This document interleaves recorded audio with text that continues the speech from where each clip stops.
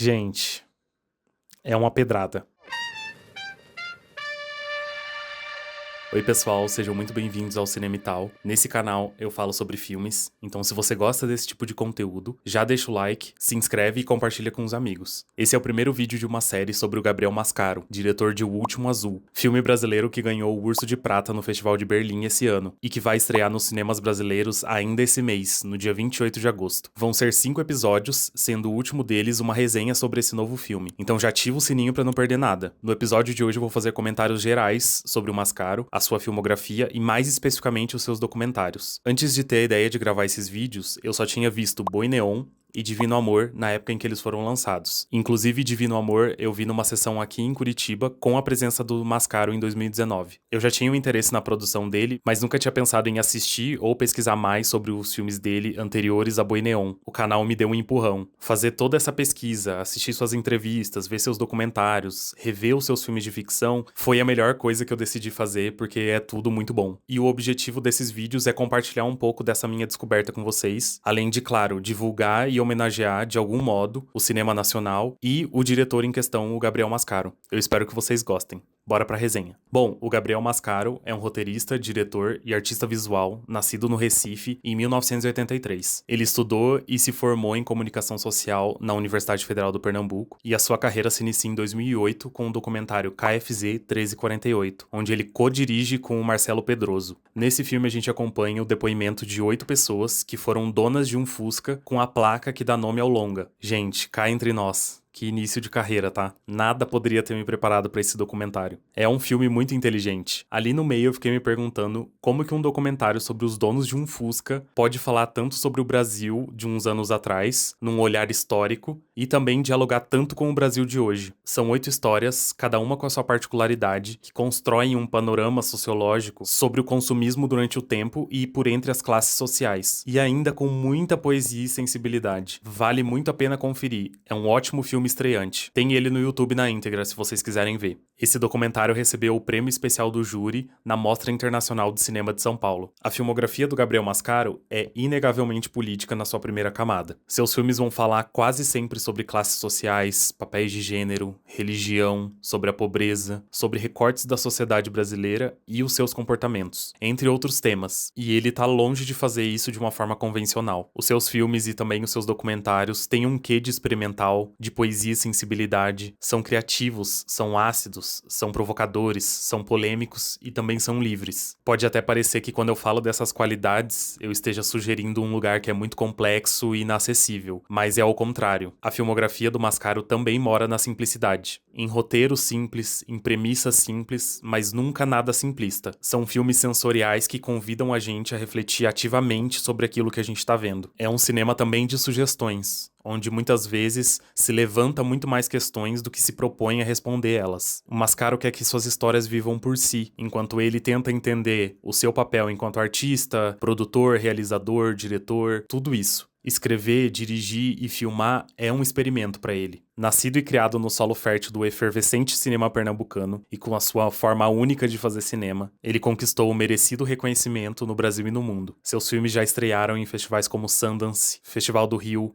Festival de Roterdã, Locarno, Janela Internacional do Recife, Festival de Berlim, Festival de Brasília, além de muitos outros, essa lista é bem extensa. E em 2016, Boi Neon entrou na lista dos 10 melhores filmes do ano da New York Times, pelo crítico Stephen Holden. Como eu disse antes, eu conheci o Mascaro primeiro pelos seus longas ficcionais, e foi só recentemente nesse mergulho que eu dei na obra dele que eu assisti os seus documentários pela primeira vez. É um pouco injusto, na verdade, separar sua filmografia dessa forma tão pragmática, já que os documentários dele têm muito da ficção, e eu vou falar um pouco sobre isso, e os seus filmes de ficção também têm um pouco do viés documental. Mas eu decidi separar assim para facilitar um pouco o entendimento geral, e porque eu acho que mesmo que esses limites entre as duas coisas sejam testados em alguns de seus filmes, eu ainda acredito que dê para separar a sua obra ficcional da documental. Avenida Brasília Formosa, de 2010, e A Onda Atrás o Vento Leva, de 2012, são dois filmes que exemplificam bastante essa ambiguidade na obra documental do Mascaro. Em ambos a gente vai acompanhar um recorte da rotina de alguns personagens, que no caso são pessoas reais, que encenam as suas vidas para as câmeras. Não há qualquer depoimento deles falando diretamente para a câmera e nem uma intervenção do narrador, como costuma acontecer em documentários mais tradicionais. E os personagens vivem suas vidas como se não tivessem sendo filmados. Parece um filme de ficção, mas não é. Ou é. E parece um documentário também. E em qual momento ele é ficcional? E em qual momento ele é documental? E quem disse que o ficcional também não pode ser um documento? No fim, essas questões não são tão relevantes,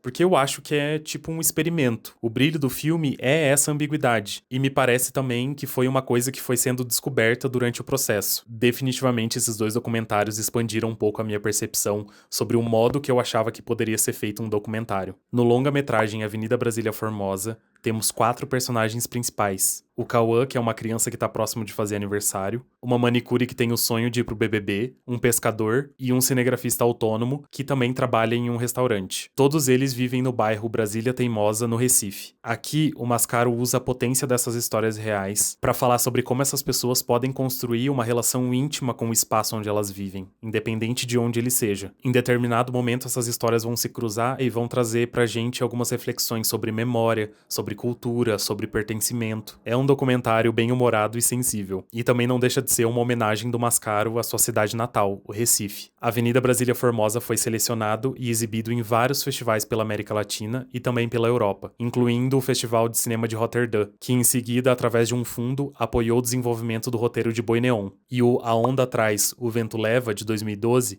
é um curta-metragem sobre o Rodrigo, um homem surdo que trabalha com instalação de equipamentos de som em carros na periferia do Recife, cria sua filha e convive com HIV. É bem parecido com a Avenida Brasília Formosa na sua forma, mas eu acho que é um curta muito mais sensível porque o tema pede isso. Ele não estigmatiza o assunto e traz o Rodrigo para o centro da sua própria vida de uma forma muito delicada, explorando as suas felicidades, seus desafios, suas contradições. O curta tem um trabalho de som fantástico e muito marcante. Esse filme foi realizado com fundos da Arte AIDS, uma fundação espanhola sem fins lucrativos, e foi exibido no Museu de Arte Contemporânea de Barcelona, além de receber prêmios e ser exibido em dezenas de festivais no Brasil e no mundo. Os seus dois documentários mais conhecidos, Um Lugar ao Sol, de 2009 e Doméstica, de 2012, carregam quase todo o peso político da sua filmografia documental. Não que os outros não sejam políticos, porque eu acho que todos os filmes deles são, ou vão tratar desse aspecto em algum nível, mas porque esses dois têm temas mais claros e mais explícitos, até no título deles, além de serem bem polêmicos e impactantes. Assim como em KFZ 1348, nada poderia ter me preparado para o que eu veria. Na forma, são filmes que até são mais próximos de um documentário tradicional, porque eles são pautados em depoimentos, mas ainda assim eles estão bem longe de serem convencionais, principalmente o Doméstica. Foram dois documentários que minha cabeça não parou um segundo de refletir sobre o que eu tava vendo ou ouvindo. Eu acho que nenhum dos dois vai chegar a uma conclusão final, e isso é ótimo, mas você definitivamente não vai ser o mesmo depois de assistir eles. No longa Um Lugar ao Sol, moradores do Recife, São Paulo e Rio de Janeiro falam sobre suas vidas morando no lugar mais alto e privilegiado das cidades, as coberturas.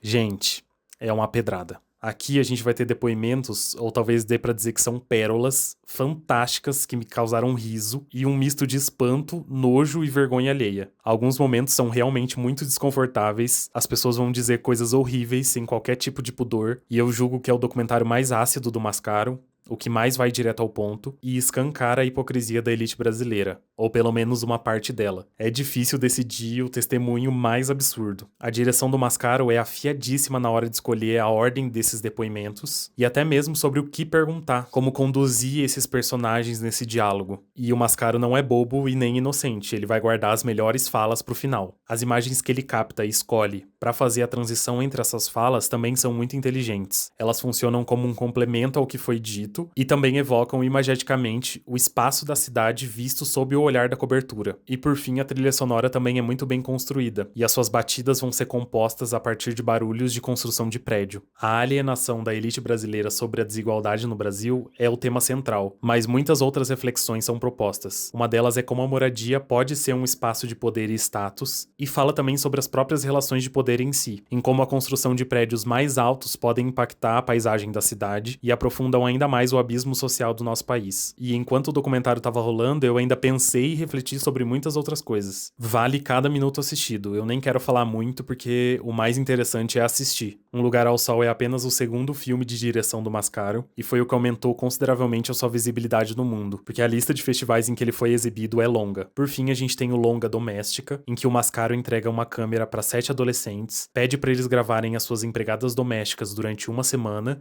e depois reúne todo esse material em um filme. É um filme polêmico já no seu formato, porque há uma discussão do fato do Mascaro não ter ido lá gravar pessoalmente e ter terceirizado esse trabalho. Ele se defende e fala que esse é justamente o ponto do filme, descentralizar esse olhar sobre o assunto. E de fato é uma abordagem bem original e até um pouco experimental. Ele realmente não vai ter muito domínio sobre o que é gravado, mas em uma entrevista ele comenta um pouco sobre esse processo e diz que alguma direção foi dada aos adolescentes, como por exemplo a obrigação de usar um tripé para gravar em alguns momentos. E dá para perceber também que algum rol de perguntas foram sugeridas para eles, porque a linha de raciocínio geral dos depoimentos são muito parecidas. Ele conta que essa busca por esses jovens e essas histórias foi feita através de uma campanha nacional em escolas públicas e particulares por meio de professores de História e Geografia, e que as filmagens e a edição do filme aconteceram simultaneamente. Enquanto a câmera estava lá com algum dos adolescentes, eles já iam editando o material já gravado. Nas entrelinhas das falas desse filme, o Mascaro explora um pouco dessa relação dúbia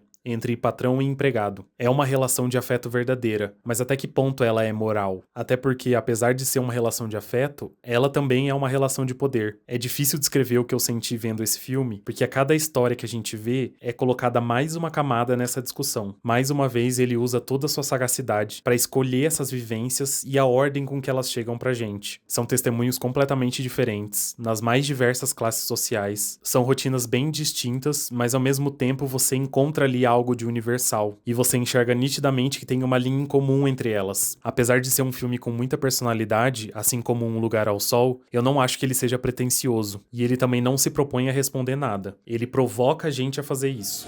É bom tomar cuidado, não se machucar. Mas eu me machuquei. Minha impressão geral sobre a parte documental da filmografia do Gabriel Mascaro é que são filmes muito inteligentes e são muito bons, e que valem muito a pena serem vistos. Você devia sair daqui desse vídeo agora e já ir atrás dos documentários dele, são muito bons. Muito obrigado por ter ficado até aqui, eu espero que você tenha gostado desse conteúdo. No próximo episódio eu vou falar sobre o primeiro longa de ficção dele, O Ventos de Agosto. Não esquece de ativar o sininho para não perder nada, e deixa o joinha aqui também. Até o próximo vídeo.